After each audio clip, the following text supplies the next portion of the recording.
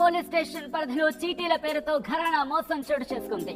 3 కోట్ల రూపాయలకు పైగా టోకరా పెట్టినట్లు తెలుస్తోంది. వెంకటలక్ష్మి అనే మహిళ సుమారు 120 మంది నుంచి లక్షలు వసూలు చేసినట్టుగా తెలుస్తోంది. బాధితులను మోసం చేశారు వెంకటలక్ష్మి. చీటీల మోసంపై 3 నెలలుగా పోలీస్ స్టేషన్ చుట్టూ తిరిగారు. న్యాయం జరగడం లేదంటూ బాధితులు ఆవేదన వ్యక్తం చేస్తున్నారు. తమకు న్యాయం చేయాలని బాధితులు కోరుతున్నారు. వెంకటలక్ష్మి ఇంటి వద్ద బాధితులు ఆందోళనకు దిగిన విజువల్స్ మీరు చూస్తున్నారు ఆర్టీవీ స్క్రీన్ మీద. మీరు రూపాయి పోగు చేసుకుని కట్టిన చీటీలు ఎటువంటి దారుణానికి దారి తీస్తాయి అనేది అంశానికి సంబంధించి చాలా కథనాలు మీరు చూస్తుంటారు. అలాంటి వాటికి సంబంధించి మరొక ఉదాహరణ. విశాఖపట్నంలో చీటీల పేరుతో భారీ మోసం జరిగింది. 6వ పోలీస్ స్టేషన్ పరిధిలో చీటీల పేరుతో ఘరానా మోసం చోటు చేసుకుంది. 3 కోట్లకు పైగా 3 కోట్లకు టోకరా పెట్టినట్టు తెలుస్తుంది. వెంకటలక్ష్మి అనే మహిళ సుమారు 120 మంది నుంచి లక్షలు చీటీలు కట్టించుకుని బాధితులను మోసం చేసింది వెంకటలక్ష్మి. చీటీల మోసంపై 3 నెలలుగా పోలీస్ స్టేషన్ చుట్టూ తిరిగారు. అయినా న్యాయం జరగడం లేదంటూ బాధితులు ఆవేదన వ్యక్తం చేస్తున్నారు.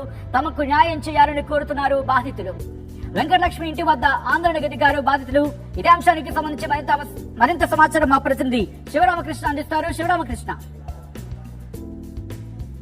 అయితే వెంకటలక్ష్మి అని చెప్పి దగ్గర 200 మంది చేత అయితే ఈ చీటీలు అయితే కట్టించుకున్నారు. సుమారు 3 కోట్లు అని చెప్పి వీళ్ళైతే బాధితులు అయితే తెలియజేస్తున్నారు. ఇప్పుడైతే ఏమో చీటీలు కట్టించుకొని వాళ్ళు కుటుంబ సభ్యులంతా పరారీలో ఉన్నారు అని చెప్పి వీళ్ళైతే అందరూ వాపోతున్నారు. అయితే మనతో పాటు బాధితులు అయితే ఉన్నారు. బాధితులు అంటే తెలుసుకుందాం.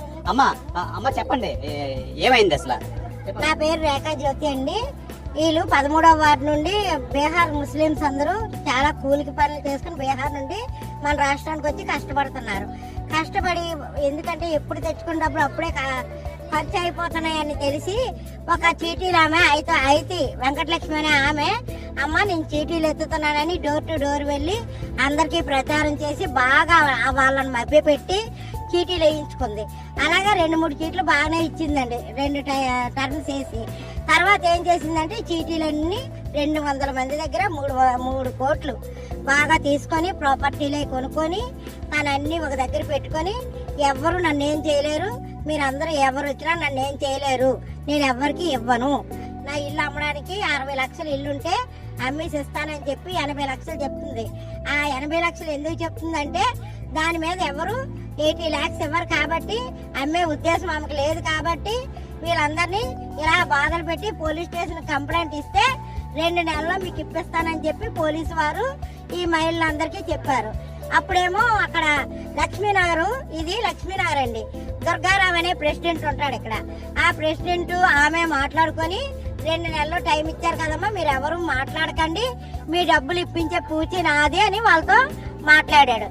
మాట్లాడితే ప్రెసిడెంట్ కదా అని ప్రెసిడెంట్ మాటలు విని వీళ్ళందరూ కూడా ఆయనకి మీరు ఎలా చెప్తే మాకు అలాగేనండి అని అంగీకరించారు. అంగీకరించాక పిల్లలందరినీ పరారు చేసింది ఇక్కడ ఉండకుండా. ఈ భూములు ఎక్కడెక్కడైతే డబ్బుతో ప్రాపర్టీలు కొన్నదో బినామీ పేర్ల మీద పెట్టేసింది. ఈ 2 కేజీలు బంగారము 2 కేజీలు వెండి కూడా ఎక్కడికో పంపించేసింది. ఇప్పుడు ఈ నిరుపేదలైన బాధలు ఎవరు చూస్తారండి? దయచేసి ప్రతి ఒక్కరికి మేము మనవి చేసుకుంటున్నాం. ఏమనంటే ఆమె ద్వారాగా వీళ్ళందరికీ ఎంతైతే రావాల్సి వస్తుందో ఆ అమౌంట్ ఇప్పించవలసిందిగా కోరుకుంటున్నాం. ఏం జరిగింది? ఎంత కట్టారు మీరు? మేము గత 6 సంవత్సరాలుగా ఈవిడ దగ్గర చీటీ కడుతున్నామండి. మా పిల్లలిద్దరూ 15,000 కూలికి వెళ్తారండి. వాళ్ళిద్దరూ కష్టపడినవి వాళ్ళ పెట్రోల్ పోగా 15,000 రూపాయలు ఆవిడ నేను ప్రతి నెల చీటీ కట్టేదాన్ని. గత 16 నెలల నుంచి చీటీ కడుతున్నానండి. 16 నెలల నుంచి చీటీ కడితే మన మార్చి 30వ తారీఖు నాడు నేను చీటీలు ఎత్తేస్తున్నానమ్మా, మీకు రూపాయి కూడా రాదు, ఎప్పుడో ఇల్లు అమ్మితే నేను ఇస్తాను అని చెప్పిందండి. అయితే మేము అన్నాను, నువ్వు ఇల్లు అమ్మితే ఇస్తావు కదమ్మా అనేసి వెళ్ళిపోయానండి. వెళ్ళిపోయిన తర్వాత నాకు 2 రోజుల తర్వాత వీధిలో మహిళలందరూ మాట్లాడుకున్నారండి. ఇది ఇప్పటికీ 4వసారి చేసింది ఆవిడ చీటీలు ఎత్తడము. ఫస్ట్ సారి రామాలయం వీధిలో చేసింది 6లవలోని, పిల్లలు చిన్నప్పుడు 6లవలో రామాలయం వీధిలో చేసి, నెక్స్ట్ గాజువాకలో చేసి ఇక్కడికి వచ్చింది. ఇక్కడికి వచ్చి మళ్ళీ కరోనా టైం అప్పుడు కూడా చాలా మందికి నేను వడ్డీలు ఇవ్వలేను, అసలే ఇస్తాను, నేను నష్టపోయానని చెప్పేసి చెప్పిందండి. చెప్పేసి అప్పుడు చెప్పితే మాకు ఎవరికి తెలియదండి. అవన్నీ తెలియకపోతే ఇప్పుడు ఏంటంటే నాకు తెలియగానే నాకు టెన్షన్ వచ్చేసి, అమ్మ నువ్వు డబ్బులు ఇచ్చినందుకు నీ ఇంటి ముందు నుంచి నేను కదలని చెప్పేసి ఇది ఇంటి ముందు కూర్చుంటే వాళ్ళు చిన్న కొడుకు అన్నాడని నేను కుక్కలకి బిస్కెట్లు ఇసిరేసాను, ఆ కుక్కలోని 5 నిమిషాల్లో లేపేస్తారు అని చెప్పాడండి. ఆ కుక్క ఎవరో తెలియదండి, కానీ పోలీసులు మాత్రం 5 నిమిషాల్లో మమ్మల్ని లేపడానికి 5 నిమిషాలు వస్తే అయితే నేను దాని ఇంటి ముందు కూర్చోనని చెప్పి ఆ గడ్డ దగ్గర కూర్చున్నానండి. ఆ దోమల్లోని ఆటల్లోని 2 రోజులు తిండి తిప్పలు లేకుండా చేశాను. నేను తిండి తిప్పలు లేకుండా కూర్చోవడం చూసి రోహిణి గారు అన్నారు, నేను ఎస్ఐ గారితో మాట్లాడతానమ్మా, నువ్వు వెళ్ళమ్మా ఎస్ఐ గారు. కట్టారమ్మా మీరు ఎంత కట్టారు? నేను 15,000 చొప్పున 16 నెలలు కట్టానండి. ఇంచుమించు 2,40,000 రూపాయలు కట్టానండి. నేను ఎప్పుడైతే ఆవిడ 4 సార్లు ఇవే చేస్తుందని కానీ నాకు టెన్షన్ వచ్చి నేను ఆవిడింటి ముందునే 2 రోజులు తిండి తిప్పలు లేకుండా కూర్చున్నానండి. పాప రోహిణి గారు కూడా కాల్ చేశారు, ఆంటీ మీరేంటి రోడ్డు మీద కూర్చున్నారు, మీకు ఏదైనా అయితే మీ పిల్లల పరిస్థితి ఏంటి అనేసి ఆవిడ కూడా కాల్ చేసి చెప్పారండి. సిఐ గారు అన్నారు. సరే అమ్మా మీరు ఎంత కట్టారు, ఎప్పటి నుంచి కడుతున్నారు? మేము 2-3 సంవత్సరాల్లో తెలుసండి ఆవిడ. ఇంతకు ముందు మేము అక్కడ ఉండేవాళ్ళం కదా, ఏదో దగ్గర ఉండేవాళ్ళం. వచ్చిన నుంచి అందరి దగ్గర కట్టించుకుంటా నమ్మకంగా కడతానండి. ఇంత మునుపు కట్టించి ఇట్లా ఇచ్చేసింది. ఇప్పుడు 7 లక్షలు కలిపానండి. 7 లక్షలు కలిపితే 2 నెలల్లో మా సీట్ అయిపోయిందండి. 2 నెలల్లో అయిపోయిన సీట్లు ఇస్తాను అనేసి అలా లాస్ట్ గా ప్రెసిడెంట్ గారిని దగ్గర పెట్టి ప్రెసిడెంట్ గారిని తీసుకొచ్చింది. ప్రెసిడెంట్ గారిని దగ్గర పెట్టి నాకు అక్కడ ఏట్లేదు, నాశ అయిపోయినమ్మా, ఆ ఇల్లు అమ్మేసి ఇస్తాను అని చెప్పిందండి. 2 నెలల్లో అయిపోయిన సీట్లు ఇప్పటికి అలా తిప్పి అప్పు ఉన్నాడండి. పాపకి పెళ్లి చేశానండి, అప్పు ఉన్నాడండి, నాకు ఇవ్వండి బతిమలాడినా సరే ఇవ్వట్లేదు. 7 లక్షలు నేను పాపకి పెళ్లి చేశానండి. పెళ్లి చేస్తే అప్పులు ఉన్నాయండి, ఇవ్వండి అని ఎంత బతిమలాడేమో కొడుకుని దాన్ని కూడా అంటే అసలు ప్రెసిడెంట్ గారిని దగ్గర పెట్టి నీకు ఎందుకమ్మా, నేను అడగానే ఇచ్చేస్తాను ఇల్లు అమ్మేసి, నాకు అక్కడ ఇప్పుడు ఏం లేదు, నేను లాస్ ఇచ్చాను అనేసి అని కానీ ఇంకా అలాగే ఏడ్చుకొని ఇంటికి వెళ్ళిపోయానండి. ఎంత కట్టారమ్మా మొత్తం? మీరు ఎంత కట్టారు, ఎన్ని సంవత్సరాల నుంచి? మేము ఫస్ట్ కట్టిన సీట్ ఇచ్చేసిందండి. 7 సంవత్సరాలు అయిందండి.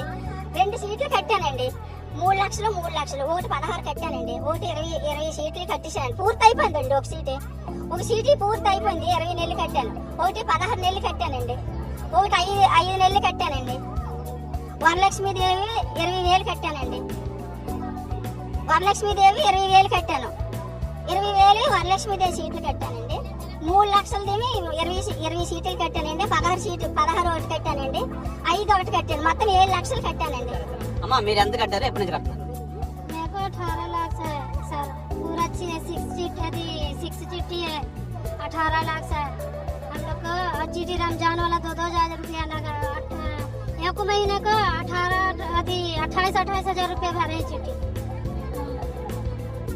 అయితే ఇంకా మరికొందరు అయితే బాధితులు అయితే ఉన్నారు. బాధితులు అమ్మా ఎంత కట్టారు, ఎప్పటి నుంచి కట్టున్నారు? నేను 3 లక్షల చీటీ కట్టాను సార్. మాకు 2 లక్షల చీటీలు 2 సార్. మా తమ్ముడాలది ఒకటి, మా పాపాలది ఒకటి కట్టాం సార్. అది 8 నెలలు కట్టాం సార్. మన 3వ నెల నుంచి 4వ నెల వరకు కట్టాం సార్. 4వ నెల నుంచి ఆపేశారు సార్. మాకు 3 లక్షల చీటీకి 2 లక్షలు ఇచ్చారు సార్. ఇంకో 1,00,000 రూపాయలు ఏప్రిల్ 4వ తారీఖున ఇస్తానన్నారు సార్. మే 31నే